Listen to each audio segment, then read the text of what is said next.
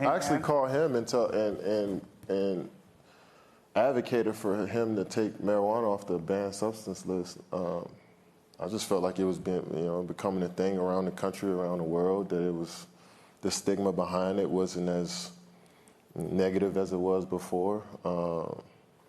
It doesn't affect you in any negative way. So I just felt like it was.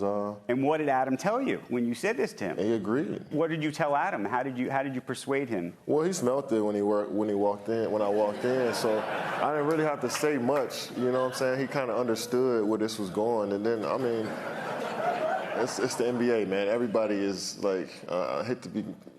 Everybody does it, to be honest. It's like wine at this point. He's not lying. It is like wine at this point. Absolutely love the, authenticity of that conversation. But I think it's also important to remember that marijuana in the past few years has been legalized in most parts of the country by now. So the NBA had no choice but to go ahead and move with modern times. It would be insane to tell a player in Denver, you can't go ahead and dabble in marijuana, partake in marijuana when it's legal in the city that they play in, that they live in.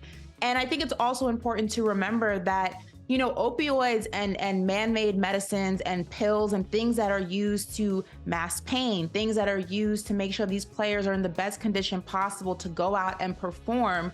A lot of people develop addictions to that. So who are we to go ahead and put restrictions on natural remedies when an athlete's body is their moneymaker? And if your body is not in, a position to go ahead and perform, then you can't go ahead and bring in money, which is the NBA is a business at the end of the day. So I think that, it's pleasantly surprising that Adam Silver was able to go ahead and have that conversation with Katie and ultimately make a decision that was in best interest of the players and future players. And listen, the MLB, I believe, was the first major league to go ahead and improve it. The NFL, as always, came in at the 11th hour, but here they are. And if you remember, the bubble was kind of the catalyst for this. That's when the NBA said, look, we're not going to test you for marijuana. And then they ultimately decided that it was in the best interest of the league and the players and the health of the players to not go ahead and do that.